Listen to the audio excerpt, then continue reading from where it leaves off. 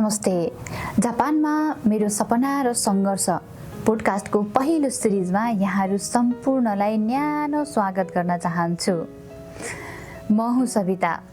आज म तपाईलाई सन् 2015 को त्यो समयमा लैजान चाहन्छु जहाँ मेरो जीवनको सबैभन्दा ठुलो मोड आएको थियो।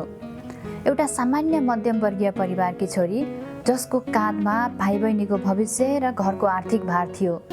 हाम्रो समाजमा एउटा मान्यता छ, छोरीले राम्रो पढोस्, बैंक वा सरकारी जागिर खाओस् अनि घरजम गरोस्। मेरो जीवन पनि त्यस्तै एउटा सुरक्षित बाटोमा हिँड्दै थियो। बुवा आमा दुवै शिक्षक हुनुभएकोले हाम्रो घरमा नैतिकता र अनुशासनको ठुलो महत्त्व थियो। मैले बैंकमा जागिर सुरु गरिसकेकी थिएँ, तर त्यो स्थायित्वभित्र एउटा छटपटी लुकेको थियो। मेरो सानो तलब र बुवा आमाको सीमित तलबले मेरा भाइ बहिनीहरूको उच्च शिक्षा र मेरो परिवारको स्तर सुधार्न सम्भव थिएन। मलाई थाहा थियो मैले केही ठुलो र बेग्लै नगरेसम्म हाम्रो परिवारको अवस्था बदलिने छैन। जब मैले पहिलो पटक घरमा म जापान जान्छु भनेर सुनाएँ, तब घरको माहौल एकाएक बदलियो। विशेष गरी बुवा आमाको अनुहारमा एउटा गहिरो चिन्ता देखियो। बुवाले भन्नुभयो, नानी, बैंकको जागिर छ, इज्जत छ, किन यति टाढा जानु पर्यो? दुःख होला, एक्लै केटी मान्छे कसरी बस्छौ? आमाको आँखामा त आँसु नै छल्किन थाल्यो। उहाँहरूका लागि विदेश भनेको पैसा मात्र थिएन, छोरीको सुरक्षा र समाजको डर पनि थियो। सरकारी जागिर खाइदिए हुन्थ्यो भन्ने उहाँहरूको पवित्र सपनालाई लत्याउनु मेरा लागि पक्कै पनि सजिलो भने थिएन। मैले उहाँहरूलाई बुझाउन धेरै कोसिस गरेँ। कैयौँ रात हामी सुतेनौँ पनि। मैले उहाँहरूलाई भने, बुवा, म पैसा कमाउन मात्र जान लागेकी होइन, म हाम्रा भाइ बहिनीहरूलाई राम्रो स्कुल कलेज पढाउन र तपाईँहरूको बुढ्यौलीलाई अझ सुखद बनाउन चाहन्छु। मैले एउटा जिद्दी छोरी बनेर होइन, एउटा जिम्मेवार ठुली दिदी बनेर उहाँहरूको अगाडि मेरो योजना राखेँ। बिस्तारै मेरो दृढ अठोट देखेर उहाँहरूले गहभरि आँसु पार्दै सहमति दिनुभयो। तर त्यो सहमतिमा आशीर्वादसँगै एउटा ठुलो डर पनि लुकेको थियो। सबै प्रक्रियाहरू पुरा भयो। अक्टोबर 15 को मिति तय भयो। तर मेरो मनभित्र एउटा अर्कै युद्ध चलिरहेको थियो। म 23 वर्षकी थिएँ, तर मेरो सोच म भन्दा निकै परिपक्व भइसकेको थियो। म जापान उड्दै गर्दा मलाई आफ्नो दुःखको भन्दा घरको चिन्ता थियो। म त यहाँबाट निस्किन्छु, तर मेरो अनुपस्थितिमा मेरा भाइ बहिनीको के होला? म उनीहरूलाई असाध्यै माया गर्थेँ। कतै मेरो अभावमा उनीहरूले बाटो बिराउने त होइनन्। उनीहरू सानै छन्। कतै कसैको लहलहैमा लागेर बुवा आमाको वर्षौँको प्रतिष्ठामा आँचाउने काम त गर्दैनन्। शिक्षकको सन्तान हुनुको एउटा भार हुन्छ। समाजले सधैँ हामीलाई हेरिरहेको हुन्छ। फलानाको छोरी विदेश गई, अब भाइ बहिनी बिग्रिए भन्ने कुरा कसैले काट्ने त होइन। त्यो डरले मलाई विमानस्थलसम्म पुग्दा पछ्याइरह्यो। एकातिर आफ्नो सपना र जिम्मेवारी पुरा गर्ने हुटुटी थियो, अर्कोतिर आफ्नो जग परिवार खलबलिने हो कि भन्ने डर पनि थियो। म त्यही दोधारमा थिएँ, तर पछि हट्ने ठाउँ कतै थिएन। 2015 अक्टोबर 15 त्रिभुवन अन्तर्राष्ट्रिय विमानस्थलको त्यो डिपार्चर गेट, बुवा आमाको हात छोड्दाको त्यो पीडा शब्दमा बयान गर्न सक्दिनँ। मसँगै मेरो मिल्ने साथीले पनि एकैचोटि हामीले वैदेशिक यात्रा तय गरेका थियौँ। हामी दुवै एउटै सपना बोकेर हिँडेका थियौँ। साथी साथमा भएर अलिकति आँट त मिलेको थियो, तर पनि भित्रभित्रै मन निकै एक्लो महसुस गरिरहेको थियो। जब प्लेनले रनवे छोड्यो, मैले झ्यालबाट काठमाडौँको उज्यालो हेरेँ। मेरो मनमा एउटै कुरा थियो, म जे कामका लागि जाँदैछु त्यो पुरा गरेरै छाड्नेछु। म मेरा भाइ बहिनीलाई सफल बनाउनेछु र मेरा बुवा आमाको शिर कहिले झुक्न दिने छैन। मेरो जापान यात्रा यही प्रतिज्ञाका साथ सुरु भयो। धेरैलाई लाग्छ विदेश जानु भनेको रमाइलो गर्नु हो, तर एउटा सामान्य परिवारको छोरीका लागि यो एउटा अग्नि परीक्षा जस्तै हो। म यो पोडकास्टको श्रृङ्खलामा तपाईँहरूलाई मैले जापानमा भोगेका प्रत्येक समस्या र सफलताका कुरा सुनाउने छु। कसरी एउटा 23 वर्षकी केटीले भाषा नजान्दाका दुःख झेलेँ, कसरी बिस्तारै आफ्नो परिवारको सपना पुरा गरिन्, यो म सबै तपाईँहरूसँग बाँड्नेछु। विशेष गरी नयाँ आउने विद्यार्थी भाइ बहिनीहरूलाई भन्न चाहन्छु, सङ्घर्ष त हुन्छ, तर किन भन्ने उत्तर स्पष्ट छ भने तपाईँ कहिले हार्नुहुने छैन। अर्को भागमा म सुनाउनेछु जापानको पहिलो हप्ता, भाषाको त्यो पर्खाल र काम खोज्दाका ती सुरुवाती दिनहरू। मेरो पोडकास्टको पहिलो भाग अन्तिमसम्म सुनिदिनु भएकोमा धेरै धेरै धन्यवाद। म तपाईँकी सविता अर्को एपिसोडमा फेरि भेटौँला। धन्यवाद। यहाँहरूको समय शुभ रहोस्। जय होस्। अघिल्लो भागमा मैले सुनाएकी थिएँ कसरी एउटा 23 वर्षकी छोरी आफ्ना बुवाआमाको सरकारी जागिरको सपनालाई थाती राखेर भाइ बहिनीको भविष्य उज्जवल बनाउन एउटा ठुलो निर्णय लिन्छे। 2015 अक्टोबर 15 को त्यो रात जब जहाज काठमाडौँबाट उड्यो, मेरो मनमा एउटा ठुलो भारी थियो, परिवारको इज्जत र भाइ बहिनीको जिम्मेवारी। आजको यो भागमा म सुनाउने छु जापानको त्यो पहिलो पाइला, उर्लिँदाको त्यो अजीब महसुस र सुरुवाती दिनका ती सङ्घर्षहरू जसले मलाई एउटा नयाँ मान्छे बनायो। नागोया च्युबु एयरपोर्ट र त्यो पहिलो मेरो महसुस। करिब 8-9 घण्टाको लामो उडानपछि जब जहाज नागोया च्युबु इन्टरनेसनल एयरपोर्टमा अवतरण भयो, मेरो मन ढुकढुक भइरहेको थियो।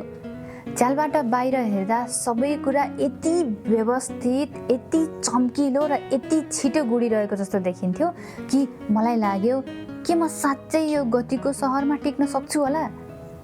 मसँगै मेरो साथी पनि थियो। हामी दुवैका हातमा झोला मात्र थिएनन्, हामीसँग अनौठो डर र उत्साह पनि थियो। एयरपोर्टमा अध्यागमन यानि कि इमिग्रेसनको प्रक्रिया पुरा गर्दा जापानिज कर्मचारीहरूको त्यो शिष्टता देखेर म छक्क परेँ। तर जब उनीहरूले केही सोधे म अक्क भएँ। नेपालमा 6 महिना भाषा त पढेकी थिएँ, तर उनीहरूको त्यो नेटिभ स्पिडको जापानिज भाषा सुन्दा मलाई लाग्यो मैले पढेको त केही पनि होइन रहेछ। त्यो पहिलो सामना थियो जसले मलाई महसुस गरायो कि अबको बाटो सजिलो भने पक्कै छैन।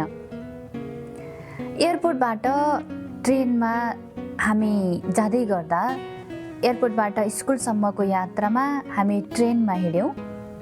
ट्रेनमा जाँदै गर्दा म बाहिरका दृश्यहरू हेरिरहेकी थिएँ। अग्ला अग्ला भवनहरू, सफा सडक, चिल्लो समुद्र र मानिसहरूको व्यस्तता। बिस्तारै हामी पुग्यौँ हाम्रो डर्मिटरीमा। नेपालमा ब्याङ्कमा काम गर्दा मेरो आफ्नै एउटा सानो संसार थियो, तर यहाँ पुग्दा एउटा सानो कोठामा हामी साथीहरू बाँडिएर बस्नुपर्ने थियो। त्यो पहिलो रात जब म आफ्नो बेडमा पल्टिएँ, मलाई घरको असाध्यै याद आयो। बुवाआमाले खाना खानुभयो होला कि नै, भाइ बहिनीहरूले मलाई कति सम्झिएका होलान्। मैले उनीहरूलाई म ठिक छु त भने, तर भित्रै मलाई त्यो सानो कोठाको वातावरणले थिचिरहेको थियो। मेरो मनमा फेरि त्यही डर पलायो, कतै मैले गलत त गरिनँ, कतै म यहाँ असफल भएँ भने मेरो परिवारको के होला। तर मैले आफैलाई सम्झाएँ मैले यहाँ रुन आएकी होइन, मैले यहाँ केही गर्न आएकी हुँ। मैले मेरो जीवन मात्रै होइन, मैले मेरो सिङ्गो परिवारको जीवनलाई परिवर्तन गर्ने जिम्मेवारी र अठोट बोकेर आएकी हुँ। न त मलाई रुन छुट्छ, न त आत्तिन छुट्छ। जापान आएको दोस्रो दिनबाटै सुरु भयो भाषा विद्यालय। स्कुल जाँदा बाटोमा देखिने सबै बोर्डहरू खान्जीमा लेखिएका थिए। मलाई त बाटो काट्न पनि डर लाग्थ्यो। कता जाने, कसरी जाने, कुन बाटोबाट बाटो पार गर्दा ठिक हुने हो, ट्राफिक लाइटको बारेमा पनि त्यति थाहा थिएन, केही पनि थाहा थिएन। स्कुलमा टिचरहरूले जापानिज भाषा मात्र बोल्नुहुन्थ्यो। केही नबुझेर टाउको हल्लाउँदै दिन बित्यो। त्यो बेला मलाई एउटा कुराले निकै पिरोल्थ्यो, मेरो पैसा सकिँदै थियो। नेपालबाट ल्याएको थोरै रकमले कति दिन धान्ने। काम नपाएसम्म घरमा पैसा पठाउने त टाढाको कुरा, आफ्नो पेट पाल्नै मुस्किल हुन्थ्यो। हरेक पटक स्टोरमा सामान किन्दा म जापानिज येनलाई नेपाली रुपैयाँमा हिसाब गर्थेँ। ओहो, एउटा पाउरोटीको यति धेरै! त्यो बेलाको मानसिक तनाव शब्दमा वर्णन गर्न सकिँदैन। तर त्यही तनावले मलाई सिकाउँदै थियो कि समय र पैसाको कदर नगर्ने मान्छे यहाँ टिक्न सक्दैन। जापानिज स्कुलको त्यो पहिलो दिन जब हामी विद्यालयभित्र प्रवेश गऱ्यौँ, तब हामीलाई एउटा सानो टेस्ट लियो। त्यो टेस्ट रहेछ प्लेसमेन्ट टेस्ट। त्यो टेस्टको नम्बर अनुसारले हामी क्लास ए र क्लास बीमा विभाजित हुँदै थियौँ। त्यति बेलाको नयाँ वातावरणको महसुस, नयाँ अक्षरहरूसँगको भिडन्त र नयाँ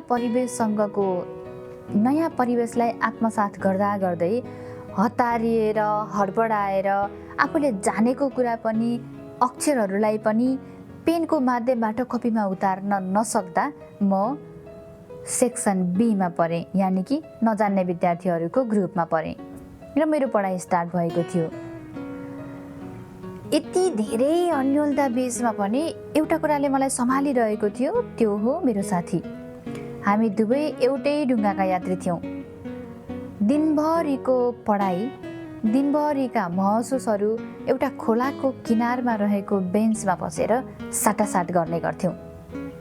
आफ्नो दिनभरिको बेइज्जती अलमलीका कुराहरू गरेर हाँस्थ्यौँ पनि, कहिलेकाहीँ सँगै रुन्थ्यौँ पनि, तर भोलिपल्ट फेरि त्यही जोसका साथ उठ्थ्यौँ।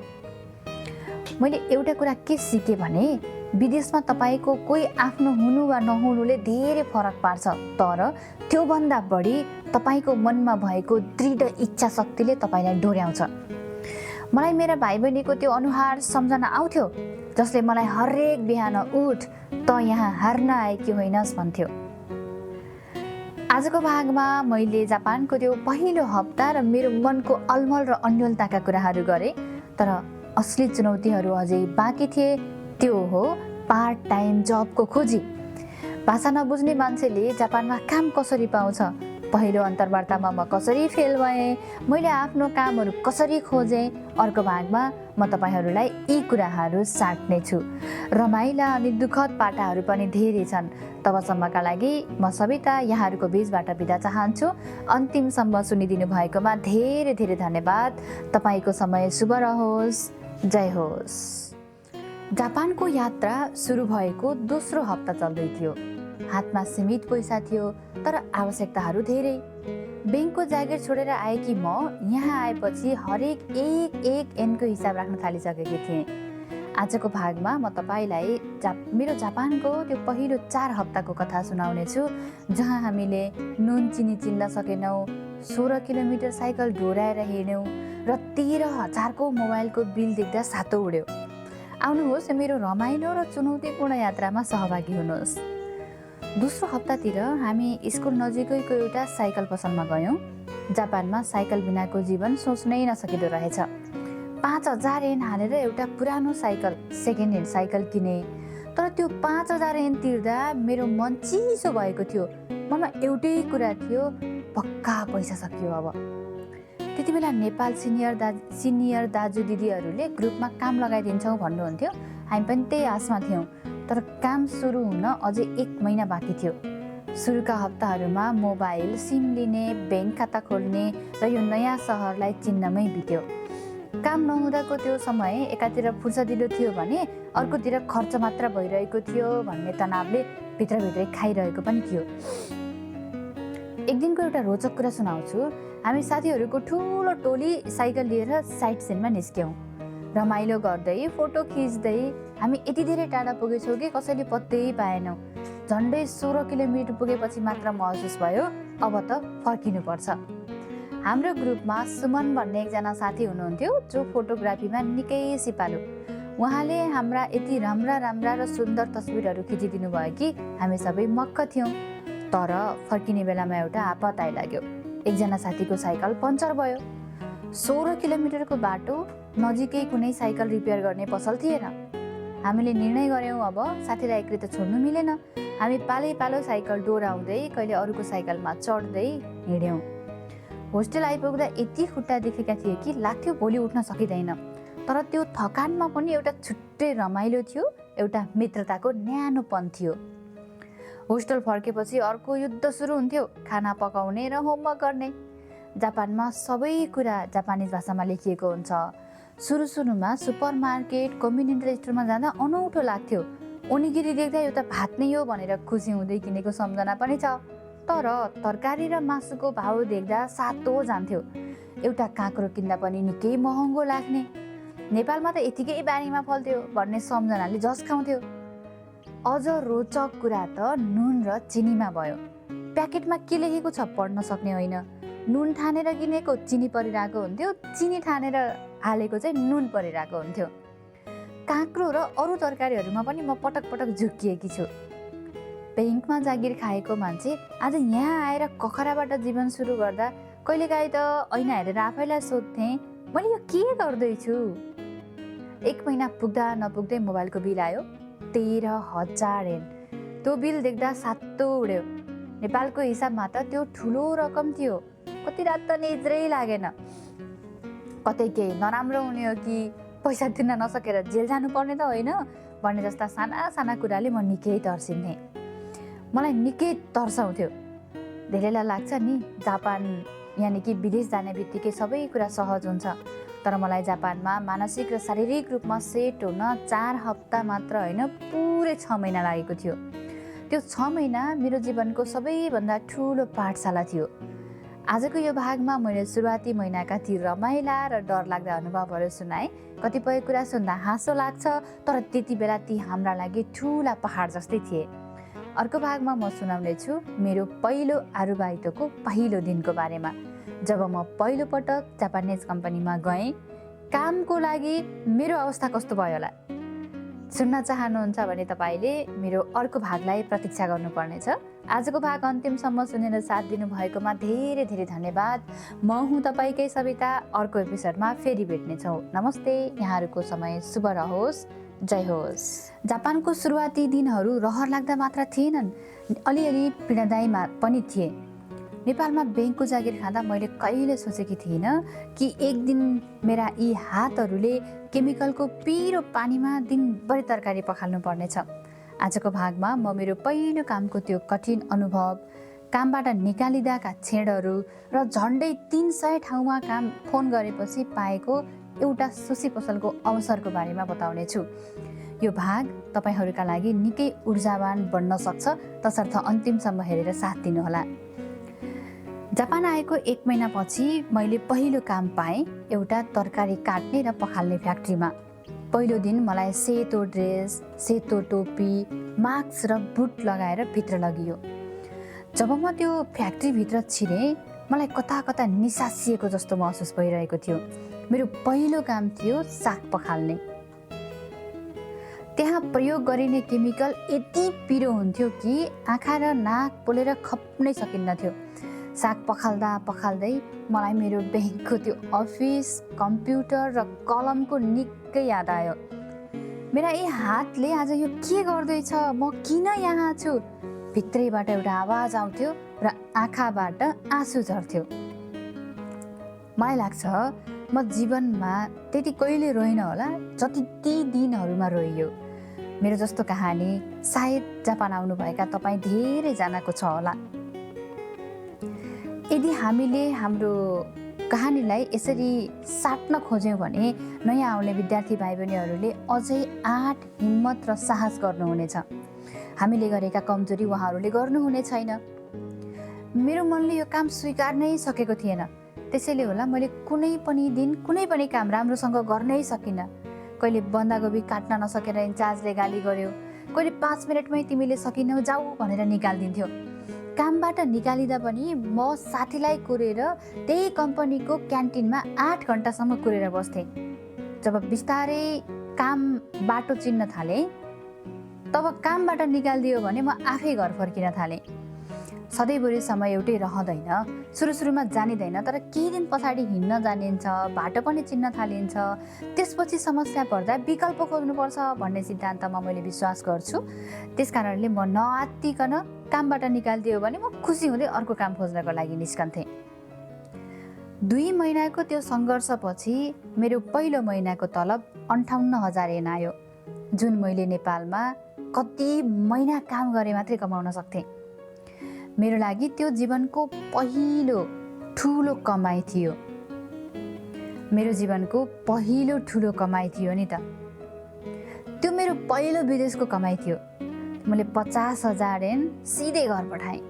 पैसा पठाउँदाको त्यो गौरव र काम लगाइदिने दाइप्रतिको इमान्दारिता मेरो संस्कार थियो। तर एक दिन जब मैले मेरो साथीले प्याज काटिरहेको देखेँ, खिया लागेको केमिकलको पिरो राग देखेँ, अब हामीले यो काम छोड्नुपर्छ। मैले निर्णय गरेँ, नभए हामी बिरामी पर्छौँ। काम छोड्नुपर्छ भनेपछि हामीले अठोट गऱ्यौँ र 2 महिनामा हामीले त्यो तरकारी काट्ने ठाउँको काम छोड्यौँ र 2 जना मिलेर अठोट गऱ्यौँ। अब काम आफै खोज्नुपर्छ। स्कुल सकिएपछि हामी सडकमा निस्किन्थ्यौँ। पसलमा टाँसिएको आरुबाई त्यो बोस्यु भन्ने एउटा खान्जीको वर्ड हुन्थ्यो। त्यो वर्डलाई कपीमा लेखेर आँखामा त्यसको तस्बिर खिचेर कामको आवश्यकता लेखिएको खान्जी खोज्दै हिँड्थ्यौँ। पसलमा आरुबाई त्यो आरिमास्का भन्दै सोध्नु हाम्रो दिनचर्या बन्यो। झन्डै 300वटा ठाउँमा फोन गऱ्यौँ होला। कतिले फोन काटिदिए, कतिले बुझेनन्, कतिपय ठाउँमा उनीहरूले भनेको हामीले बुझेनौँ। तर एक दिन एउटा फोन ब्याक आयो। मैले लाउड स्पिकरमा राखेँ। हामी दुवैजनाले खुसखुस गर्दै बुझ्ने कोसिस गऱ्यौँ। उसले भन्यो, मेन्से चुनी किते कुदासाई, अन्तर्वार्तामा आउनुहोस्। मैले हतार त्यो शब्द कपीमा टिपेँ र साथीले हतार त्यो शब्दलाई ट्रान्सलेसनमा पक्का गर्नुभयो कि उसले भन्न खोजेको कुरा के हो भनेर। त्यतिसम्म बुझ्ने त भएका थियौँ, तर पनि अर्काको देश, अर्काको भाषा, अर्काको परिवेशमा भनेको कुरा सही हो कि होइन भनेर आफ्नै विश्वास नलागेर हामीले गुगल ट्रान्सलेटलाई धेरै कुराहरू सोध्ने गर्थ्यौँ। गुगल ट्रान्सलेटमा हामीले पक्का गऱ्यौँ कि हामीलाई अन्तर्वार्तामा बोलाइएको छ भनेर। हामी बस्ने ठाउँबाट 45 मिनट साइकल चढाएर हामी एउटा सुसी पसलमा पुग्यौँ। मेरो साथी लोकेसन हेर्न खप्पिस थियो। उसले बाहिर कुर्यो, म भित्र गएँ। मैले अन्तर्वार्ताको लागि भन्नुपर्ने कुरा रटेर गएकी थिएँ। मेन्से चुनो तामेनी किमासिता भन्नुपर्छ भनेर।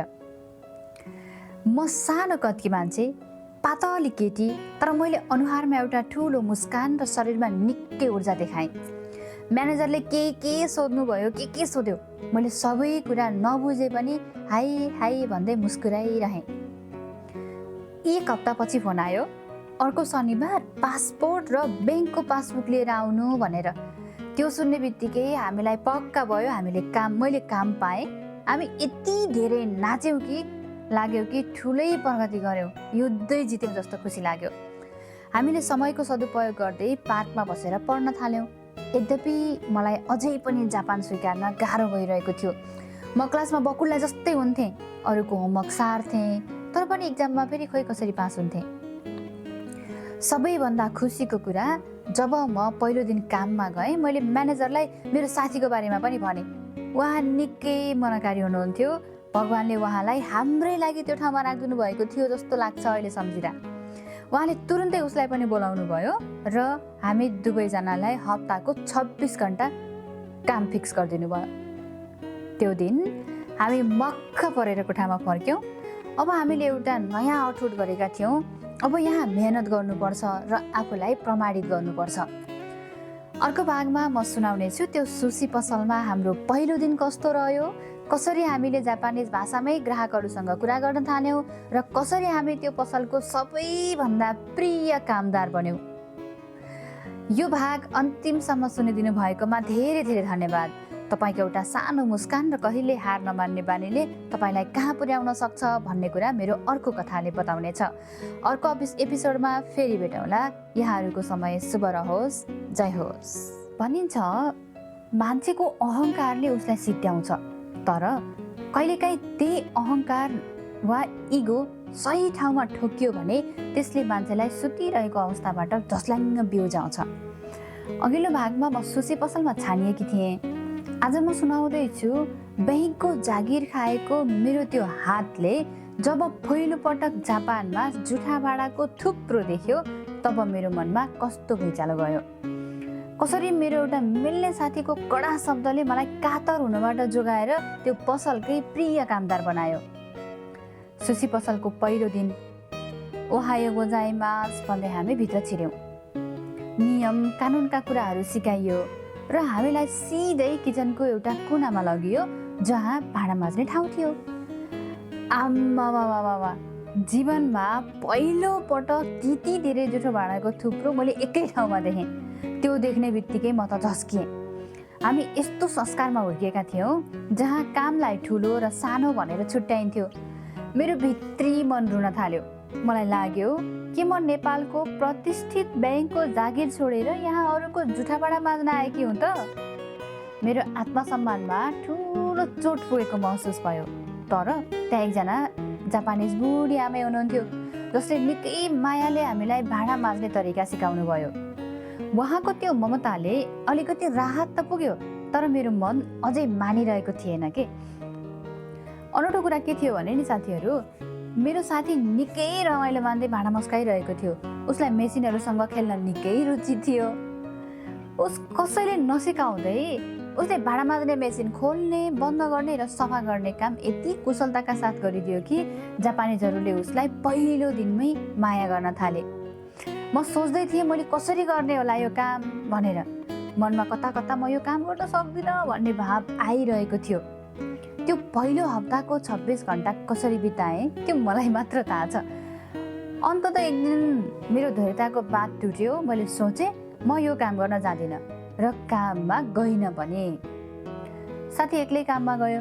पसलमा सबैले मेरो चिन्ता गरेछन्। अनि बिरामी भइन् कि भनेर सोधेछन्। त्यो दिन मलाई सपोर्ट गर्ने एकजना मेरो साथीले निकै कडा स्वरमा, सायद मेरो इगोलाई चोट पुर्याउनकै लागि, एउटा केटी मान्छे भएर यति सानो सङ्घर्ष पनि गर्न सक्दैनौ, तिमीले जीवनमा केही पनि गर्न सक्दैनौ, तिमी कमजोर छौ भनिदियो। म त्यसै पनि अलि बढी इगो भएकी मान्छे थिएँ। त्यसमाथि केटी मान्छेले केही गर्न सक्दैन भन्ने आशयको त्यो वाक्यले मेरो मुटुमा सियोले घोचे जस्तै घोच्यो। मलाई लाग्छ त्यो चोट मेरा लागि एउटा पोजिटिभ भाइब्स बन्यो। मेरो मनले भन्यो अब हेर, म त्यही काम गरेर देखाउँछु र तिमीले भनेको भन्दा राम्रो गरेर देखाउँछु। कहिलेकाहीँ अरूको अपमानजनक शब्द नै आफ्नो सफलताको इन्धन बन्दो रहेछ। अर्को दिन म नयाँ ऊर्जाको साथ पसल पुगेँ। मैले आफ्नो सोच नै बदलिदिएँ। मैले सोचेँ यी जुठा भाँडा होइनन्, यी त मेरा खेलौना हुन्। जति धेरै म यसलाई चम्काउँछु त्यति नै मेरो भविष्य चम्किनेछ। म यति मन लगाएर काम गर्न थालेँ कि भाँडाहरू ऐना जस्तै टल्किन थाले। मलाई महसुस भयो समस्यासँग डराएर भाग्नु भनेको पराजित हुनु हो, तर समस्यासँग जुधेर त्यसलाई आफ्नो बनाउनु नै असली जित हो। मेरो मेहनत र त्यो चमक देखेर म्यानेजर र ती आमै निकै खुसी हुनुभयो। म बिस्तारै त्यो पसलको सबैको प्रिय मेहनती छोरी बन्दै थिएँ। साथीहरू, आजको यो कुराबाट मैले एउटै कुरा सिकेँ, यदि कसैले तपाईँको क्षमतामा शङ्का गर्छ भने त्यसलाई झगडा गरेर होइन, आफ्नो कामले जवाफ दिनुपर्छ। जब तपाईँ आफ्नो कामलाई माया गर्न थाल्नुहुन्छ तब संसारले तपाईँलाई माया गर्न थाल्छ। अर्को भागमा म सुनाउने छु कसरी हामीले जापानिज भाषा नबुझिकनै पनि ग्राहकलाई सेवा दियौँ र कसरी हाम्रो मेहनतले गर्दा हाम्रो तलब र सम्मान दुवै बढ्यो। आजको भाग अन्तिमसम्म सुनिदिनु भएकोमा धेरै धेरै धन्यवाद। अर्को एपिसोडमा फेरि भेटौँला। नमस्ते, जय होस्। 3 महिनासम्म हप्ताको 26 घन्टाको दरले मैले हजारौँ जुठा भाँडाहरू माझेँ। ती भाँडाहरूसँगै मैले आफ्नो अहङ्कारलाई पनि धोएर सफा गरेँ। तर मेरो लक्ष्य भाँडा माझ्नु मात्र त थिएन। म अगाडि बढ्न चाहन्थेँ, धेरै अगाडि बढ्न चाहन्थेँ। आजको भागमा म सुनाउने छु कसरी मैले म्यानेजरको आँखामा आँखा जुधाएर म खान्जी पढ्न सक्छु भने, कसरी सुशी पसलमा पहिलो पटक माइक समातेर एनाउन्स गरेँ र कसरी जापानिज बाजेबजेहरूको मायाले मलाई एउटा रानी जस्तै महसुस गरायो। यो भाग तपाईँको करियर र मेहनतको लागि पनि सपोर्टिभ हुन सक्छ। कृपया अन्तिमसम्म हेरेर साथ दिनुहोला। 3 महिनाको भाँडा माझ्ने कामले मलाई जापानिज कार्य संस्कृति सिकाएको थियो। तर एक दिन मेरो मनले भन्यो अब अगाडि बढ्ने पालो आयो। मैले म्यानेजरसँग कुरा गरेँ, म अब किचनको काम सिक्न चाहन्छु। म्यानेजरले शङ्काको नजरले सोध्नुभयो, के तिमी खान्जी पढ्न सक्छौ? मैले मुस्कुराउँदै जवाफ दिएँ, तपाईँको कम्प्युटरमा आउने मेन्युका सबै खान्जी मैले कण्ठ गरिसकेकी छु। हो, म र मेरो साथी दिनभरिको कामलाई समीक्षा गर्थ्यौँ। हामी एकअर्काको डाहा गर्दैनथ्यौँ, एकअर्काको असल साथी बनेर अगाडि बढ्ने सल्लाह गर्थ्यौँ। मैले 1 महिना अगाडिदेखि नै मेन्युका ती जटिल खान्जीहरू रट्ने प्रयास गरेका थियौँ हामीले। मेरो त्यो तयारी देखेर म्यानेजर चकित पर्नुभयो र किचनमा प्रवेश मिल्यो। त्यो पसलमा ग्राहकहरूका लागि केही कुराहरू एनाउन्स गर्नुपर्ने हुन्थ्यो। मलाई त्यो माइक समातेर बोल्न निकै मन लाग्थ्यो। जब एनाउन्स हुन्थ्यो आफ्नो सब कुराहरू एकैछिनको लागि रोकेर टक्क सुनेर बसिरहन्थेँ। र सोच्ने गर्थेँ कि मेरो पनि एक दिन आउनेछ, मैले यो माइक समातेर एनाउन्स गर्छु भनेर अठोट गर्थेँ। मैले म्यानेजरलाई स्क्रिप्ट लेखिदिन अनुरोध गरेँ। घरमा आएर रातभरि रट्टा मारे, ऐना हेरेर प्रयास गरेँ। अर्को दिन जब मैले माइकमा जापानिज भाषामा स्पष्ट एनाउन्स गरेँ, पसलमा भएका सबैले मलाई अचम्म परेर हेरे र धेरैले अभिवादन गर्दै स्याबासी दिए। मेरो त आत्मबल बढी नै हाल्यो। म्यानेजर यति खुसी हुनुभयो कि त्यही दिन म्यानेजरले प्रति घन्टा 50 सेन्टको दरले मेरो तलब बढाइदिनु भयो। जब कोही अङ्ग्रेजी बोल्ने विदेशी ग्राहकहरू आउँथे तब हामी त्यो पसलको राजा हुन्थ्यौँ, किनकि हामीले सजिलै ट्रान्सलेट गर्न सक्थ्यौँ नि त। जापानिजहरूका बीच हाम्रो इज्जत झन् बढ्थ्यो। अब एउटा रमाइलो किस्सा सुनाउँछु। दिउँसो 3 बजेदेखि 5 बजेसम्म हाम्रो ब्रेक हुन्थ्यो। हामी सुसी पसलकै सिटमा सुसी खान्थ्यौँ र त्यही निदाइदिन्थ्यौँ। 5 बजे म्यानेजरले आएर उठ्ने बेला भयो भन्दै उठाउनुहुन्थ्यो। त्यो पसल हाम्रो लागि काम गर्ने ठाउँ मात्र होइन, एउटा घर जस्तै भएको थियो। हामीले हप्ताको 3 दिन शनिबार, आइतबार र मङ्गलबार मात्र काम गरेर नियमअनुसारको समय पुरा गर्थ्यौँ र बाँकी 4 दिन घुट्टिएर पढ्थ्यौँ। यसैबीच मैले स्कुल नजिकै एउटा सानो इजाकाया भन्छ जापानिज भाषामा, जापानिज रेस्टुरेन्टमा पनि काम सुरु गरेकी थिएँ। त्यहाँका सञ्चालक एउटा बाजे हुनुहुन्थ्यो। उहाँ र त्यहाँ आउने ग्राहकहरूले मलाई यति धेरै माया दिनुभयो कि मलाई कहिले पनि खानेकुराहरू किन्नु परेन। हप्ताभरिलाई पुग्ने फलफुल, रोटी, स्न्याक्सहरू ल्याइदिएर आउनुहुन्थ्यो। मलाई लाग्थ्यो मलाई पढाउन र म अगाडि बढ्नको लागि भगवानले यी मानिसहरूलाई मेरो जीवनमा पठाइदिनु भएको हो। त्यसैले म सबै मानिसहरूमा भगवानको रूप देख्ने गर्थेँ र अल्छी लाग्यो भने पनि, थकाइ लाग्यो भने पनि मैले गर्नुपर्छ भनेर मैले पढाइमा निकै ध्यान दिएर पढेँ। 6 महिनाको होस्टेलको बसाइ सकियो। हामी 4 जना मिल्ने साथीहरूले एउटा फ्ल्याट लियौँ र सँगै बस्न थाल्यौँ। त्यो बसाइ निकै रमाइलो थियो। मेरो स्वभाव सुरुदेखि नै अलि बोल्ने, अतिरिक्त क्रियाकलापहरूमा भाग लिने थियो। नेपालमा हुँदा हरेक शुक्रबार पुरस्कार जित्ने मेरो बानी जापानमा पनि कायमै रहने भयो। जापानमा एउटा ठुलो अवसर आयो, जापानिज भाषामा स्पिच कन्टेस्ट। मेरो मेहनत अब अर्को उचाइमा पुग्दै थियो। जापानिज भाषालाई पढाइ ठानेर बकुल्ला जस्तै बस्ने म त्यही भाषामा स्टेजमा उभिएर स्पिच दिने तयारीमा जुट्दै थिएँ। आदरणीय साथीहरू, विद्यार्थी भाइ बहिनीहरू, तपाईँहरूको इमान्दारिता र मेहनत छ भने विदेशी भूमिमा पनि तपाईँले आफ्नै बुवाआमा र अभिभावक जस्तै मानिसहरू पाउनुहुन्छ। यदि तपाईँले आफ्नो कामलाई प्रेम गर्नुभयो भने 50 सेन्ट मात्र होइन, तपाईँको सम्मान 1000 गुणा बढ्छ। अर्को भागमा म सुनाउने छु त्यो महत्त्वपूर्ण स्पिच कन्टेस्टको मेहनत, स्टेजको त्यो अनुभव र त्यसले मेरो जापानको जीवनलाई कसरी पूर्ण रूपमा बदल्यो भन्ने बारेमा। आजको सिरिजलाई अन्तिमसम्म सुनिदिनु भएकोमा धेरै धेरै धन्यवाद। म सविता अर्को एपिसोडमा फेरि आउनेछु नयाँ कुराको साथमा। तपाईँको समय शुभ रहोस्। धन्यवाद। जय होस्।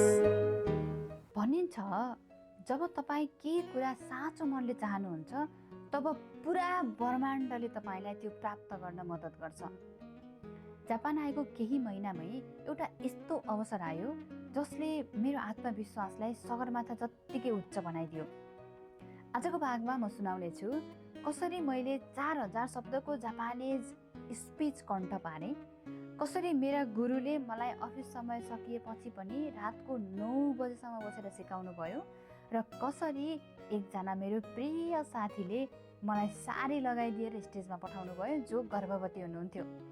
यो कथा मेहनतको मात्र होइन, यो मानवीय सम्बन्ध र कृतज्ञताको पनि हो। जब टिचरले क्लासमा आएर स्पिच कन्टेस्ट भाषण प्रतियोगिताको घोषणा गर्नुभयो, मेरो हात सबैभन्दा पहिले र सबैभन्दा छिटो उठ्यो। म निकै उत्साहित थिएँ। मैले नेपाल र जापानको सम्बन्धको बारेमा बोल्ने निर्णय गरेँ, तर प्रक्रिया भने सजिलो थिएन। पहिले लेखेर पठाउनु पर्थ्यो, छनौट भयो भने मात्र स्टेजमा चढ्न पाइन्थ्यो। मलाई टिचरले पहिला आफूले लेख अनि म करेक्सन गरिदिन्छु भन्नुभयो। मैले लेखेँ, टिचरलाई देखाएँ, तर त्यो एकै पटकमा कहाँ सफल हुन्थ्यो र। झन्डै 8 पटकको करेक्सन पछि मात्र त्यो अन्तिम भयो।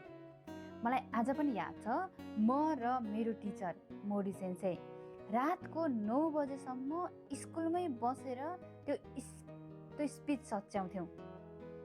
उहाँको ड्युटी सकिँदा पनि उहाँ बिना कुनै झर्को मलाई सघाइरहनुहुन्थ्यो। मैले त्यहाँ एउटा ठुलो जीवन दर्शन सिकेँ। यदि कसैलाई सहयोग गर्नु छ भने नाफा घाटा नहेरी निस्वार्थ भावले गर्नुपर्छ। मोरिस सेन्सेईको त्यो मेहनत देखेर मलाई झन् धेरै जोस आउँथ्यो र मैले गर्नुपर्छ, उहाँको सम्मानको लागि भए पनि मैले गर्नुपर्छ भन्ने मलाई लाग्थ्यो। प्रतियोगिताको दिन आयो। मैले नेपाली पहिचान झल्काउन नेपाली साडी लगाउनु पर्ने थियो, तर मलाई साडी लगाउन भन्ने आउँदैन थियो। त्यति बेला मलाई मेरो प्रिय साथी लक्ष्मी पौडेलले साथ दिनुभयो। त्यति बेला उहाँ गर्भवती हुनुहुन्थ्यो। हिँड्न पनि गाह्रो हुने त्यो समयमा उहाँले मेरो हौसलाको लागि मलाई आएर साडी लगाइदिनु भयो र मेरो स्पिच कन्टेक्स्ट सुन्न हलसम्म पुग्नुभयो। आज म मेरो प्रिय साथी लक्ष्मी पौडेल र उहाँको बाबु एरिक बाबुलाई, जो त्यति बेला तपाईँ मम्माको पेटमा हुनुहुन्थ्यो, तपाईँले मलाई सहयोग गर्नुभएको थियो, तसर्थ विशेष धन्यवाद दिन चाहन्छु। एउटा गर्भवती आमाले मलाई स्टेजमा जानु अघि दिएको त्यो साथ मेरो जापान यात्राकै सबैभन्दा मूल्यवान क्षण हो। लक्ष्मीजी, तपाईँको त्यो साथलाई म सधैँ सम्मान गरिरहनेछु। स्टेजमा पुग्दा म अलिअलि नर्भस थिएँ, यसर्थमा कि मेरो अगाडि बस्नुभएका सबै दर्शकहरू जापानिजहरू हुनुहुन्थ्यो। नौलो परिवेश थियो। नेपालमा त मलाई बोल्ने बानी थियो, तर जापानमा मेरो पहिलो अनुभव भएको कारणले गर्दा म अलिअलि नर्भस चाहिँ थिएँ। 19 जना प्रतिस्पर्धीहरू थिए, सबै उत्तिकै बलिया। जब मेरो पालो आयो, मैले 4000 शब्दको लामो धारा प्रवाह सुरु गरेँ। यद्यपि बोल्दा बोल्दै बिचको एउटा भाग चाहिँ स्किप गरेछु, छोडिदिएछु। तर मैले त्यो थाहा पाउने बित्तिकै आत्मविश्वास भने डगमगाउन दिइनँ। अन्तिममा नतिजा आयो, म 19 जना प्रतिस्पर्धीमा चौथो स्थानमा पर्न सफल भएँ। मेरो लागि यो चौथो स्थान मात्र थिएन, यो त मेरो मेहनत, मेरा शिक्षकहरूको विश्वास र मेरो साथीको आशीर्वादको ठुलो जित थियो। मलाई हौसला दिन हलसम्म आउनुभएका मेरा सबै शिक्षकहरूको अनुहारमा देखिएको त्यो खुसी मेरा लागि संसारकै सबैभन्दा ठुलो पुरस्कार थियो। खास गरी मोरिस सेन्सेई, जसले मलाई एउटा छोरीलाई जस्तै माया गरेर सिकाउनु भयो, उहाँलाई म हृदयदेखि नै धन्यवाद दिन चाहन्छु। उहाँकै लागि म यो एउटा लाइन जापानिज भाषामा भन्न चाहन्छु। मोरिस सेन्सेई, सेन्सेई नो नेसिन्ना गोसिदो नो ओकागे दे इमा नो वातासी गा आरिमासु, कोकोरो कारा कान्सा शितेइमासु। अर्थात् मोरिस सेन्सेई, तपाईँको उत्साहपूर्ण मार्गदर्शनले गर्दा नै आज म यहाँ छु। म तपाईँलाई हृदयदेखि नै धेरै धेरै धन्यवाद र आभार व्यक्त गर्न चाहन्छु। साथीहरू, मेहनत गर्नेलाई सहयोग गर्ने हातहरू आफै अगाडि आउँदो रहेछन्। 4 महिना अगाडि जापानिज भाषाको एउटा अक्षर नबुझ्ने म आज स्टेजमा उक्लिएर 4000 शब्दको स्पिच 100 मान्छेको अगाडि दिँदै थिएँ। यो नै मेरो जापान यात्राको ठुलो टर्निङ पोइन्ट थियो। त्यसैले यदि तपाईँको जीवनमा कुनै पनि अवसरहरू आए भने त्यसलाई चुनौतीको रूपमा स्वीकार गर्नुहोस्। तपाईँ त्यो चुनौती लिँदै गर्दा सफल हुनैपर्छ भन्ने छैन। असफल हुनुभयो भने पनि तपाईँले धेरै कुराहरू, धेरै ठुलो पाठ सिक्नुहुन्छ जीवनमा। त्यस कारणले गर्दा जिन्दगीमा आउने अप्ठ्यारा चुनौतीहरूलाई जति छिटो र सजिलोसँग आत्मसात गर्नुहुन्छ, त्यति छिटो र सजिलोसँग जीवन बलियो बन्छ। अर्को भागमा म सुनाउनेछु भाषा स्कुल पछिको मेरो यात्रा, कसरी मैले थप प्रगति गर्दै गएँ र जापानको यो व्यस्त जीवनमा आफूलाई अझ मजबुत बनाएँ। यो भागलाई अन्तिमसम्म सुनिदिनु भएकोमा धेरै धेरै धन्यवाद। यहाँहरूको समय शुभ रहोस्। जय होस्। धन्यवाद। भिडभन्दा अलि अलग हिँड्ने साहस गरेकी छु यो भागमा। जापानको भाषा स्कुलको समय सकिने लागेको थियो। सबैका अगाडि एउटै प्रश्न थियो, अब कहाँ जाने? धेरै साथीहरू सजिलो बाटो खोज्दै सेनमोन भोकेसनल स्कुलतिर लाग्ने तयारीमा थिए, तर म र मेरो साथी भने अलिक फरक सोच्दै थियौँ है। आजको भागमा म सुनाउने छु कसरी हामीले कसैको कुरा नकाटी आफ्नै निर्णयमा अडिग रहेर एउटा प्रतिष्ठित विश्वविद्यालयको यात्रा तय गऱ्यौँ र कसरी मानिसहरूको व्यङ्ग र पढन्दास भन्ने शब्दलाई चिर्दै हामीले आफ्नो नाम लिस्टमा निकाल्यौँ। मेहनतले कसरी हारलाई पनि हराउन सक्छ, आजको सिरिजमा तपाईँले सुन्नुहुनेछ। भाषा स्कुलमा नोटिस आइरहन्थ्यो बेला बेलामा, अब युनिभर्सिटी वा सेन्मोन कहाँ जाने हो छिटो निर्णय गर, किनभने जापानमा अलि अगावैबाट तयारी गर्नुपर्ने हुन्छ। लगभग 1 वर्ष अगाडिबाट नै तपाईँ कहाँ जाने हो, के पढ्ने हो, के काम गर्ने हो भन्ने बारेमा सोचेर निर्णय गर्नुपर्ने हुन्छ। हामी त नेपालमै ब्याचलर पास गरेर आएका थियौँ। सल्लाह लिन एकजना नेपाली सिनियरकोमा गयौँ जो जापानकै कम्पनीमा काम गर्नुहुन्थ्यो। हामी सल्लाह लिन गएको बेलामा बहिनीले खुवाएको चाउचाउको स्वाद भने अहिलेसम्म जिब्रोको टुप्पामा छ है, निकै मिठो थियो। त्यो स्वाद अहिलेसम्म पनि एकदमै ताजा छ। तर केही बेरको बसाइमा हामीलाई खासै ठोस बाटो चाहिँ निकाल्न सकेनौँ। मैले सोचेँ यदि म फेरि जापानमा ब्याचलर नै भर्ना भएँ भने जिन्दगीको 8 वर्ष ब्याचलर पढ्ने, त्यति धेरै समय महँगो स्कुलको फी, न यो गर्नु हुँदैन, हामीले यो गर्नै हुँदैन। हामीले निर्णय गर्यौँ बरु मास्टरको लागि प्रयास गरौँ न। हामीले मोरी सेन्सेलाई यो कुरा सुनाउँदा उहाँले भन्नुभयो यो निकै कठिन छ, अन्तर्वार्ता र निबन्धको लागि धेरै मेहनत चाहिन्छ। मास्टर्स गर्नु भनेको नट अ जोक। तिमीहरूले पहिला प्रोफेसरलाई मेल गर्नुपर्छ, कोही प्रोफेसरले तिमीहरूलाई लियो भने मात्र सजिलो हुन्छ। अहिलेको लागि चाहिँ तिमीहरूको लागि मास्टर्स मैले असम्भव देख्छु भन्नुभयो। तर हाम्रो मनले ठानिसकेको थियो जानु छ त युनिभर्सिटी नै जानु छ। न त हामी भोकेसनल स्कुलमा गएर समय खर्च गर्छौँ, न त हामी ब्याचलर डिग्री पढ्छौँ। हामी गर्छौँ त मास्टर्स नै गर्छौँ। त्यसको लागि आजको दिनबाट के गर्नुपर्छ हामी त्यही गर्छौँ भनेर फेरि हामीले अर्को अठुट गऱ्यौँ। अब हाम्रो रुमबाट लगभग 20 मिनटको साइकल यात्रामा एउटा ठुलो विश्वविद्यालय थियो। नेपालमा सानो कलेजहरू देखेका हामी साँच्चीकै त्यो विश्वविद्यालय देख्दाखेरि हामीलाई भयङ्करै ठुलो लाग्यो। एकदमै विशाल विश्वविद्यालय लाग्यो। त्यहाँको वातावरण देख्ने बित्तिकै हामीलाई त्यही पढ्ने लोभ जाग्यो। सेन्सेले अरू स्कुलका ओपन क्याम्पसहरू जान सम्झाउनु भयो, तर हामीले कतै पनि नजाने निर्णय गर्यौँ। हाम्रो एउटै लक्ष्य थियो, त्यही युनिभर्सिटी। जसरी हुन्छ हामी त्यही युनिभर्सिटीमा जानुपर्छ। हामीले मेहनत सुरु गर्यौँ। कहिले म्याकडोनाल्ड्स, कहिले किस्साटेन, कहिले स्कुलका लाइब्रेरीहरू। हाम्रो काम नै लेख्ने र अन्तर्वार्ताका प्रश्नहरू रट्ने हुन्थ्यो। हामीलाई थाहा थियो भन्नुपर्ने कुरा के हो, तर त्यसलाई जापानिज भाषामा ढाल्नु सबैभन्दा ठुलो चुनौती थियो। हामी घोटिएर पढ्थ्यौँ र सँगै पढ्ने साथीहरू भने हामीलाई जिस्काउँथे, ए जान्नेहरू, युनिभर्सिटी जानेहरू, यिनीहरूसँग त हाम्रो लेभल मिल्दैन। म हाँसेर बस्थेँ। उनीहरूको त्यो सङ्कीर्ण सोच देख्दा मलाई दया लाग्थ्यो। उनीहरू कसरी मेहनत गर्यो भनेर सोध्नुको सट्टा गिज्याउन थाल्थे। अन्ततः परीक्षाको दिन आयो। युनिभर्सिटीमा नाम निकाल्ने हामी 2 जना नेपाली र 1 जना चाइनिज साथी हुनुहुन्थ्यो। जब पास भएको खबर पायौँ यो खुसी शब्दमा व्यक्त गर्न सकिँदैन। पढेर मेहनत गरेर प्राप्त गरेको सफलताको स्वाद नै बेग्लै हुँदो रहेछ। युनिभर्सिटीको गेट अगाडि एउटा स्ट्याचु थियो जसमा चाहिँ हातमा संसारलाई उचालेको थियो के। त्यो देख्ने बित्तिकै मेरो मनमा एउटा सङ्कल्प आयो, यदि यो विश्वविद्यालयले संसारलाई आफ्नो हत्केलामा राख्ने सन्देश दिइरहेको छ भने म पनि एक दिन यो संसारलाई आफ्नो हत्केलामा ल्याउन सक्ने भन्ने छु। जब यति ठुलो अटुट मनमा आउँछ तब युनिभर्सिटीका इन्टरभ्यूहरू र इक्जामहरू त सानो खुड्किलो जस्तो मात्रै लाग्दो रहेछ कि। साथीहरू, मेहनतले नै सफलतामा पुर्याउँछ।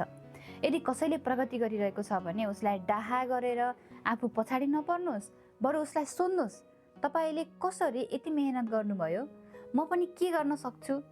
असल साथी बन्नुहोस्। एकअर्काको कामलाई समीक्षा गर्नुहोस्। इमान्दार भएर गरिएको मेहनतको अगाडि हारले पनि हार मान्छ भन्ने कुरा हामीले प्रमाणित गरेका थियौँ।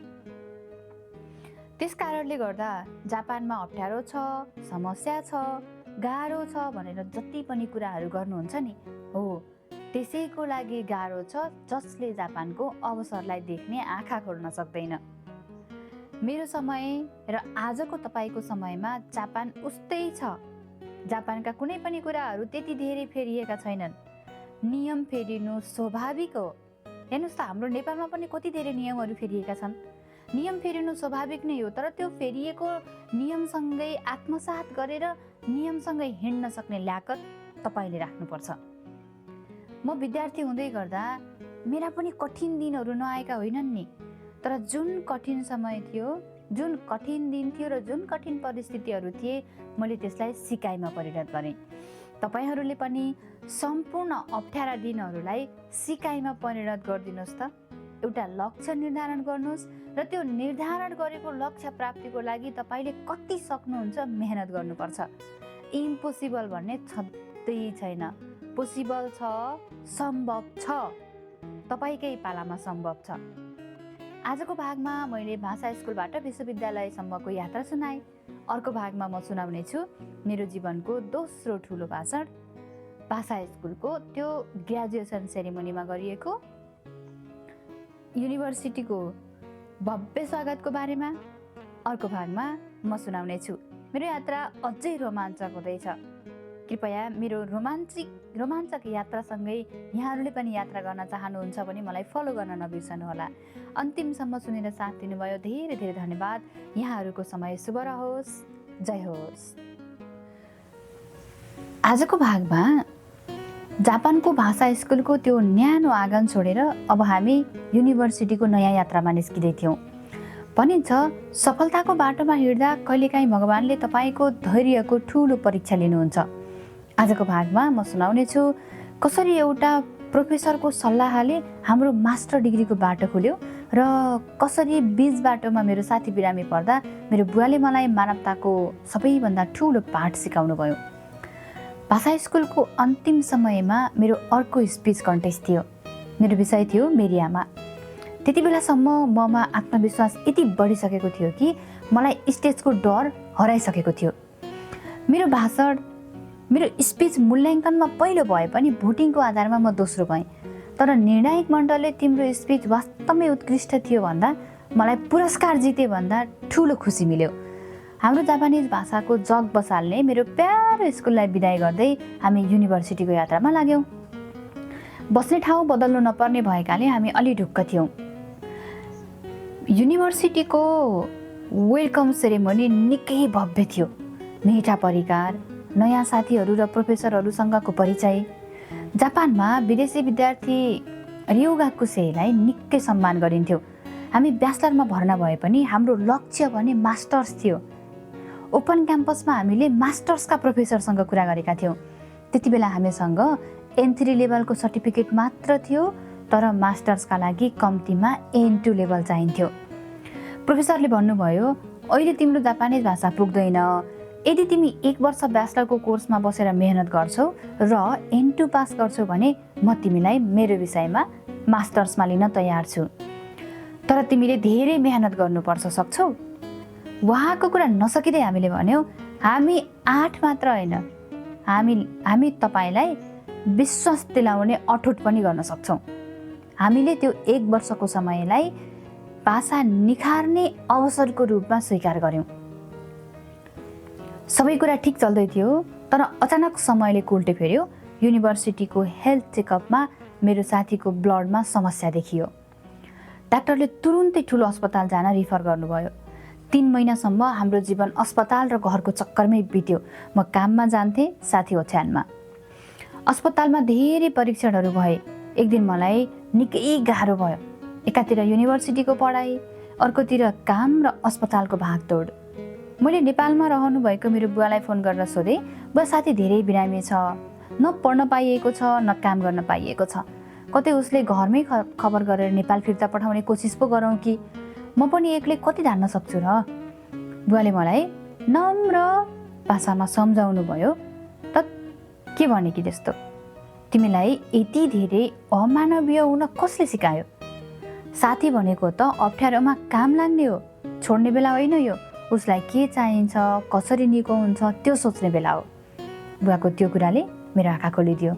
मलाई आफैसँग लाज लाग्यो। मैले भगवानसँग माफी मागेँ र निर्णय गरेँ, जस्तोसुकै परिस्थिति आओस् म मेरो साथीलाई एक्लै छोड्ने छैन। त्यसपछि मैले पूर्ण रूपमा साथीको स्याहार गर्न थालेँ। डाक्टरले अन्ततः पत्ता लगाए फोक्सोमा पानी जमेको रहेछ। सुरुमा ट्रबलक्लोसिसको शङ्का गरेको थियो, तर त्यो रहेनछ। फोक्सोमा पानी तान्नका लागि 2 घन्टाको समय लाग्ने र 1 महिनापछिको अपोइन्टमेन्ट बुक भयो। जापानको स्वास्थ्य प्रणाली यति राम्रो छ कि हामीले भाषा राम्रोसँग नबुझे पनि उनीहरूले गर्ने सेवा र व्यवहारले हामीलाई निकै सुरक्षित महसुस गराउँथ्यो। विदेशमा बिरामी हुनु सबैभन्दा ठुलो डर हो, तर त्योभन्दा ठुलो कुरा सम्बन्ध र मानवता रहेछ। यदि मैले त्यति बेला साथीलाई छोडेको भए आज म आफैलाई कहिले माफ गर्न सक्ने थिइनँ होला। अर्को भागमा म सुनाउने छु अस्पतालको त्यो पानी तान्ने प्रक्रिया, स्वास्थ्यमा भएको सुधार र कसरी यति धेरै तनावका बीच पनि हामीले हाम्रो मास्टर्सको पढाइ र N2 को पढाइलाई जारी राख्यौँ। यो भागलाई अन्तिमसम्म सुनिदिनु भएकोमा धेरै धेरै धन्यवाद। अर्को एपिसोडमा फेरि भेटौँला। यहाँहरूको समय शुभ रहोस्। जय होस्। कहिलेकाहीँ जीवनमा यस्तो आँधी आउँछ जसले तपाईँलाई भित्रैदेखि हल्लाइदिन्छ, तर त्यही आँधीमा कोही यस्तो व्यक्ति आइपुग्छ जसले तपाईँलाई ढल्न दिँदैन। साथी बिरामी भएर थलिएकै बेला मेरो आफ्नै शरीरमा पनि एउटा गाँठा देखियो जसको शल्यक्रिया गर्नुपर्ने भयो। आजको भागमा म सुनाउने छु जापानको त्यो अपरिचित सहरमा भगवानले मलाई कसरी एउटा दाइ पठाइदिनु भयो, जसले मलाई अस्पतालको बेडमा मात्रै होइन जीवनकै सबैभन्दा ठुलो आर्थिक र मानसिक सङ्कटबाट बाहिर निकाल्नुभयो। आजको यो एपिसोड मेरो दाइको नाममा। साथीको उपचार चल्दै गर्दा डाक्टरले मलाई पनि अपरेसन गर्नुपर्छ भन्नुभयो। मनमा डर थियो, हामी दुवै बिरामी भयो भने अब कसले हेर्ने, कसले कसलाई हेर्ने। सायद त्यति बेला भगवानले पुकार सुन्नुभयो र हाम्रो जीवनमा विष्णु दाइको आगमन भयो। रगतको नाता थिएन, तर उहाँले हामीलाई जुन माया र संरक्षण दिनुभयो त्यो हामीले वर्णन गर्न सक्दैनौँ। अपरेसनको दिन उहाँले आफ्नो कामबाट बिदा लिनुभयो र मलाई आफ्नो साइकलको पछाडि बसालेर अस्पताल पुर्याउनु भयो। उहाँले भन्नुभयो, बहिनी नडराऊ, केही दिन गाह्रो होला तर म छु। उहाँका ती शब्दहरू नै मेरा लागि सबैभन्दा ठुला औषधि थिए। 30 मिनटको अपरेसन भयो। अस्पतालको बेडमा उहाँले मेरो खुट्टा मालिस गरिदिएको, घर फर्किएपछि दिउँसोको ब्रेकमा फलफुल बोकेर आउनुभएका ती क्षणहरू सम्झिँदा आज पनि आँखा रसाउँछन्। दाइ, तपाईँ र मलाई जन्म दिने आमाहरू फरक होलान्, तर तपाईँ मेरो लागि यो धरतीको एउटा साक्षात देवता हुनुहुन्छ।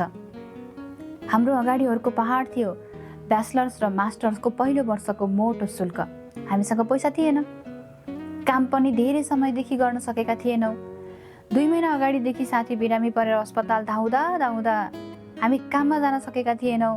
हामीलाई बस्ने र खाने मात्र पैसा हामीले गरेको पार्ट टाइम जबबाट आउँथ्यो, तर पढ्ने तिर्खा भने मेटिएको थिएन। हामीले भन्यौँ, हाम्रो शरीर बिरामी छ तर हाम्रो दिमाग त ठिक छ नि। हामी शारीरिक श्रम गर्न सक्दैनौँ त के भयो, हामीले दिमागले त काम गर्न सक्छौँ नि। हामी घोटिएर पढ्छौँ, जसरी पनि मास्टर्स जान्छौँ। त्यो कठिन मोडमा विष्णु दाइले भन्नुभयो, तिमीहरू पढ्न नछोड, पैसाको चिन्ता नगर। उहाँले जापान जस्तो ठाउँमा आफ्नो क्रेडिट कार्डबाट हाम्रो कलेजको फी तिर्दिनलाई ऋण निकालिदिनु भयो। एउटा पढाइ मान्छेले यति ठुलो विश्वास कसरी गर्न सक्छ। आज हामी जहाँ उभिएका छौँ 100% भूमिका तपाईँको पनि छ। भौतिक रूपले आज हामी तपाईँबाट टाढा छौँ, तर हाम्रो हरेक सफलतामा तपाईँको सुवास छ। मान्छेले भन्छन् बिर्सनु हुँदैन, मान्छेले भन्छन् सम्झनुपर्छ नि दुःखमा काम लागेको बेला भनेर, तर म भन्छु सम्झिन त पहिले बिर्सनुपर्छ।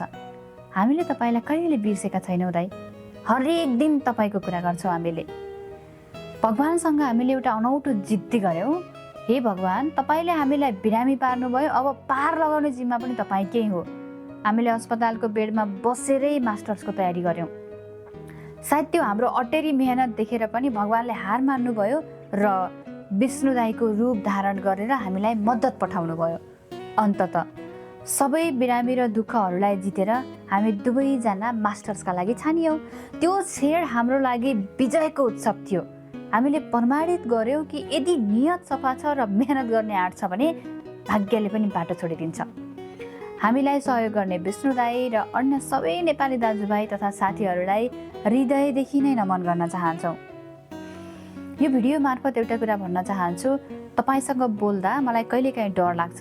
कतै मेरो कुनै शब्दले तपाईँलाई दुःख लाग्छ कि रिस उठ्छ कि, त्यो डर तपाईँप्रतिको मेरो अगाध सम्मान र माया हो।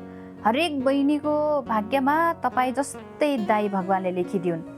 तपाईँ मेरो जीवनको सबैभन्दा अमूल्य नाता हुनुहुन्छ। साथीहरू, सङ्घर्षका दिनहरू निकै लामो लाग्छ, तर सफलताको स्वादले ती सबै दुःखहरू भुलाउँछ। आज हामी मास्टर्सको ढोकाभित्र छिर्दैछौँ। अर्को भागमा म सुनाउनेछु मास्टर्सको पहिलो वर्षको पढाइ, त्यो चुनौतीपूर्ण वातावरण र हाम्रो मेहनतले कसरी हामी दुवैजनालाई स्कलरसिप परेको थियो। सफलताको यात्रा अझै बाँकी छ।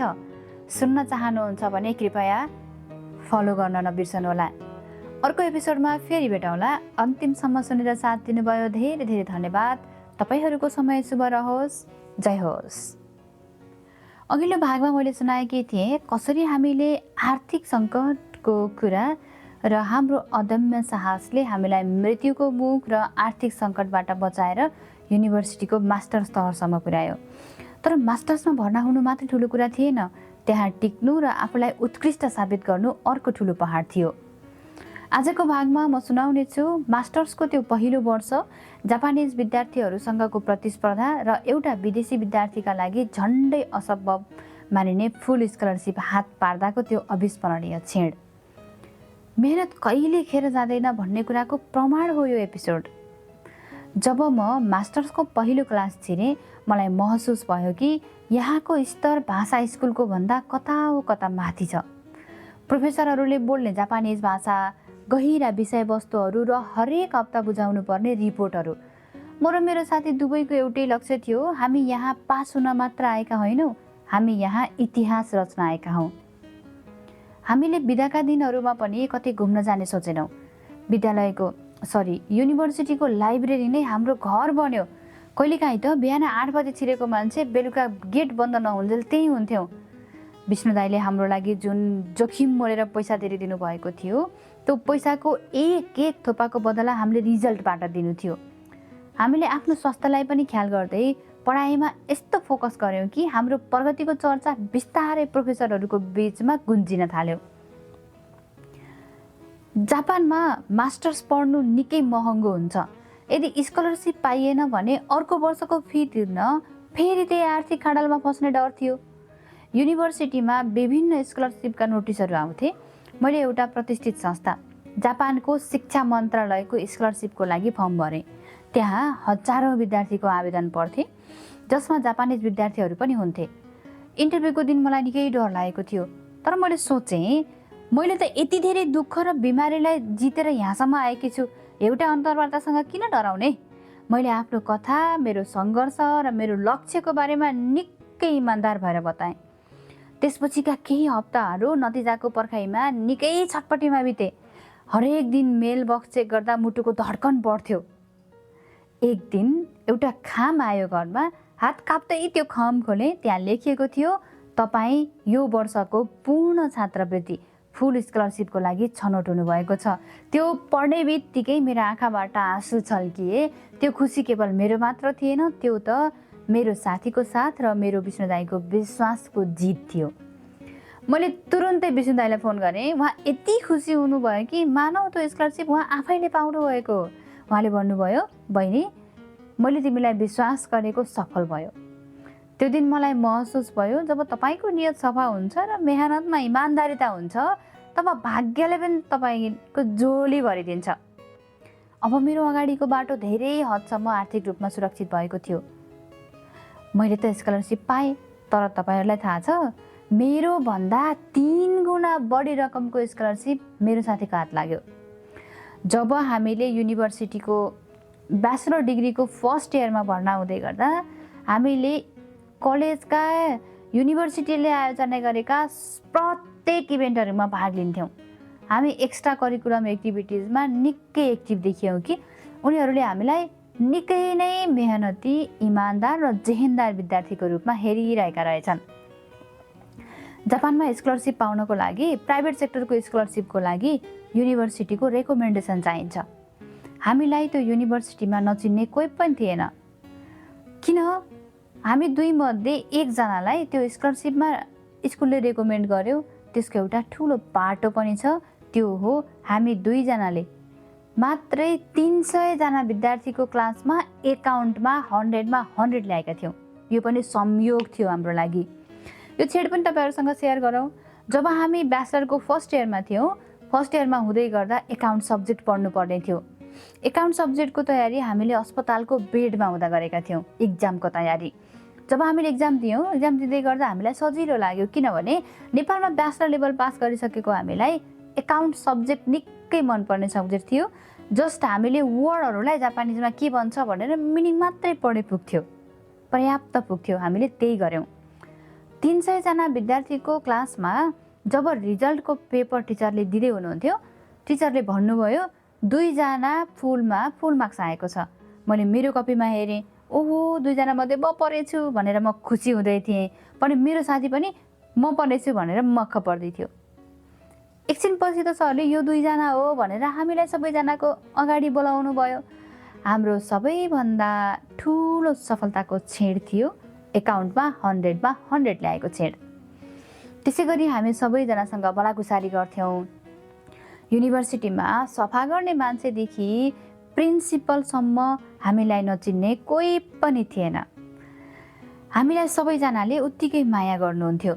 मेरो त त्यो युनिभर्सिटीमा बेस्ट फ्रेन्ड नै सफा गर्ने बुढी हजुरआमा हुनुहुन्थ्यो। उहाँसँग बस्ने, उहाँसँग खाने, उहाँसँग घुम्न जाने, उहाँले र मैले सँगै काम गर्ने पनि गर्थ्यौँ। मैले त्यो छात्रवृत्ति पाउँदा र मेरो साथीले छात्रवृत्ति पाउँदा युनिभर्सिटीका प्रोफेसरहरूले धेरै बधाई दिनुभयो।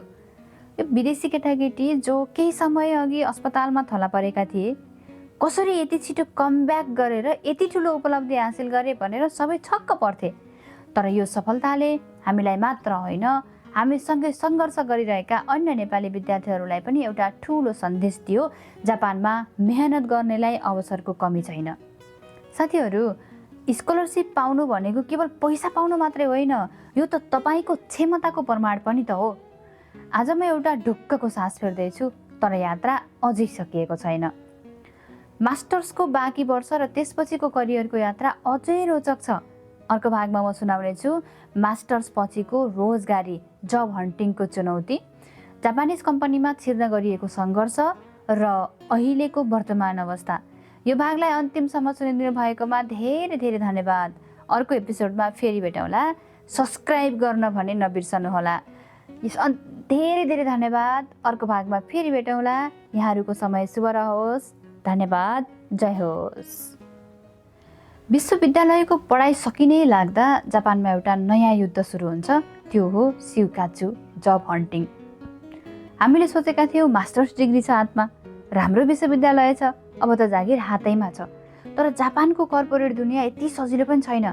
आजको भागमा म सुनाउनेछु कसरी मेरो एउटा सानो गल्तीले राकुतेन जस्तो सपनाको कम्पनीबाट म रिजेक्टेड भएँ र मेरो जीवनमा फेरि एकजना गुरु भगवान बनेर आउनुभयो। यो भाग सफलताको मात्र होइन, असफलताबाट कसरी उठ्ने भन्ने बारेमा पनि हो। मेरो यो यात्रामा फेरि एकजना गुरुको आगमन भयो। ब्याचलरको पहिलो वर्षमा हाम्रो एउटा कम्युनिकेसन क्लास थियो, जहाँ हिनाको सेन्सेई गेस्ट लेक्चररको रूपमा आउनुभएको थियो। म र मेरो साथी सधैँ अगाडिको बेन्चमा बस्थ्यौँ ताकि टिचरको नजरमा परियोस्। हामी उहाँले पढाउँदा ध्यान दिएर सुन्थ्यौँ र मुस्कुराउँथ्यौँ अरे। उहाँले भन्नुभएपछि तिमीहरूको त्यो मुस्कान र लेख्ने शैलीले मलाई निकै प्रभावित पारेको थियो। तर अचम्मको कुरा, 1 वर्षपछि जब हामी मास्टर्सको सोसियोलोजी क्लासमा छिर्यौँ, उहाँ पनि त्यहाँ विद्यार्थीको रूपमा आइपुग्नु भएको थियो। बस स्टपसम्म सँगै जाँदा उहाँले मलाई ठम्म्याउनु भयो र सोध्नुभयो, सविता शान्त? म त छक्क परेँ। उहाँले भन्नुभयो, तिमीहरू त ब्याचलरमा थियौ, एकै वर्षमा कसरी मास्टर्स पुग्यौ? उहाँले मलाई आफ्नो भिजिटिङ कार्ड दिनुभयो र त्यसपछि उहाँ हाम्रो जापानिज भाषाको भोलिन्टियर टिचर बन्नुभयो। उहाँले हामीलाई 2-2 घन्टा निशुल्क पढाउनु भयो, जुन भगवानको अर्को सहारा थियो। मैले जापानको प्रतिष्ठित कम्पनी राकुतेनमा एप्लाई गरेँ। मैले राकुतेनकै बारेमा थेसिस लेखेकी थिएँ, त्यसैले मलाई लाग्थ्यो म त्यहाँको जागिरको लागि योग्य छु। मैले पहिलो, दोस्रो, तेस्रो अन्तर्वार्ता पास गर्दै चौथो चरणका लागि नागोयाबाट टोकियोसम्म धाएँ। धेरै पैसा र समय खर्च भइसकेको थियो। दोस्रो अन्तर्वार्ता पास भएपछि म यति ढुक्क भएँ कि अरू सबै कम्पनीका अवसरहरू रद्द गरिदिएँ। मैले राकुतेनकै आशमा बसेँ। तर चौथो अन्तर्वार्ताको दिन एउटा यस्तो कुरा भयो जसले मेरो होसबासै उडाइदियो। म कोठामा छिर्ने बित्तिकै इन्टरभ्युअरले सोध्नुभयो, तिमीले आफ्नो नामको स्पेलिङ सच्यायौ किन सच्यायौ? मैले भने भुलवश गल्ती भएको रहेछ, स्पेलिङ मिस्टेक थियो, करेक्सन गरेँ। उसले मलाई 5 मिनट लेक्चर दियो। जुन मान्छेलाई आफ्नो नामको स्पेलिङ नै थाहा छैन उसले हाम्रो प्रोडक्ट कसरी सही तरिकाले बिक्री गर्न सक्छ, ग्राहकले तिमीलाई कसरी विश्वास गर्ने, कम्पनीले तिमीलाई कसरी विश्वास गर्ने। यो सुन्ने बित्तिकै म पसिना पसिना भएँ, कन्फिडेन्स शून्य भयो, म नर्भस भएँ। मलाई एउटा फोरकास्टिङ गर्न लगाएको थियो, सायद त्यो फोरकास्टिङ डेटा पनि मिलेन, म रिजेक्टेड भएँ। त्यहाँबाट म निस्किएँ। यति थकित भएर निस्किएँ कि टाढेबाट मेरो साथीले बुझिसकेको थियो आज बर्बाद भयो। मलाई ज्वरो आयो, म धेरै रोएँ। जापानिजहरू नो मिस्टेकको रणनीतिमा काम गर्छन्। मेरो एउटा नेमको स्पेलिङको गल्तीले मलाई ठुलो अवसरबाट वञ्चित गरायो। तर हार मानेर त सुख थिएन। एकातिर परिवारको ऋणको भारी अझै बाँकी थियो, अर्कोतिर नेपालमा कन्सल्टेन्सी बिजनेस भर्खरै सुरु गरेका थियौँ। मलाई जसरी पनि जागिर खानु नै थियो र व्यवसायलाई पनि अगाडि बढाउनै थियो। अब मलाई मन परेको होइन, मलाई जेमा हुन्छ त्यसमा जागिर भए पुग्छ। एउटा कम्पनीमा एप्लाई गरेर म त्यहाँ छानिएँ। मेरो मनले मानेको थिएन, तर परिस्थिति यस्तो थियो कि मैले त्यो जागिर स्वीकार नै पर्ने थियो। कहिलेकाहीँ एउटा सानो गल्तीले पनि ठुलो पाठ सिकाउँछ नि। राकुतेनमा नहुनु सायद मेरो लागि अर्कै ढोका खोल्नु थियो। सङ्घर्ष अझै सकिएको छैन, किनकि अब म विद्यार्थीबाट स्याकाइजिनमा जाँदै थिएँ। जब युनिभर्सिटीको मास्टर्स हामीले गर्दै थियौँ, हामीले पढ्ने युनिभर्सिटीमा इन्टरनेसनल स्टुडेन्टहरूको लागि ल्याङ्ग्वेज डिपार्टमेन्ट पनि थियो। त्यो ल्याङ्ग्वेज डिपार्टमेन्टमा हामीले नेपालका विद्यार्थी भाइ बहिनीहरूलाई अवसर दिन चाह्यौँ र नेपालमा हामीले अरू कुनै कन्सल्टेन्सीसँग टाइअप गरेर त्यो विश्वविद्यालयको ल्याङ्ग्वेज डिपार्टमेन्टमा केही विद्यार्थीहरूको प्रोसेसिङ गरेका थियौँ। जसअनुसार हामीलाई लाग्यो कि हामीले पाएको अवसर जापानमा आउने हरेक नेपालीहरूले पाउन सक्छन् है। यदि नेपालबाट ब्याचलर गरेर आएको स्टुडेन्ट छ भने उसले ल्याङ्ग्वेज स्कुलमै छँदा N2 लेभल पास गर्यो भने मास्टर्स लेभलमा सिधै जान सक्छ। हामीले जस्तो 1 वर्ष ढिला गर्नु पर्दैन, लस खानु पर्दैन भन्ने एउटा उद्देश्य। र अर्को उद्देश्य भनेको नेपालबाट जापान आउँदै गर्दा नेपालमा कन्सल्टेन्सीहरूले देखाउने सपना र यहाँको वास्तविकता नितान्त फरक थियो। यो कुराको खाडल पनि हामीले पुर्नुपर्छ भनेर हामीले कन्सल्टेन्सी व्यवसाय गर्ने निर्णय गर्यौँ। जसअनुसार मेरो बुवाले र मेरो बहिनीले नेपालमा कन्सल्टेन्सी व्यवसाय गर्न साथ दिनुभयो र उहाँहरूले उता सुरु गर्नुभएको थियो। तर सुरुवाती दिनमा नेपालको अफिसको भाडा तिर्नको लागि र मेरै परिवारको आर्थिक सङ्कटको कारणले गर्दा पनि मलाई जागिर नगरी नहुने अवस्था थियो। त्यस कारणले गर्दा म आफूले मन पराएको होइन पाएको जागिर गर्नको लागि तत्पर भएँ र हामी अगाडि बढ्यौँ। अब अर्को भागमा म तपाईँहरूलाई मेरो जापानको जागिर कस्तो भयो भन्ने बारेमा सुनाउने छु। कृपया मेरो अर्को यात्रा अझै रोचक छ, अझै सङ्घर्षपूर्ण छ। सुन्नको लागि र सबै साथीहरूलाई सुनाउनको लागि कृपया सब्सक्राइब, सेयर, कमेन्ट गर्न चाहिँ नबिर्सनु होला है। अन्तिमसम्म हेर्नुभयो धेरै धेरै धन्यवाद। यहाँहरूको समय शुभ रहोस्। जय होस्। Like, comment, and subscribe.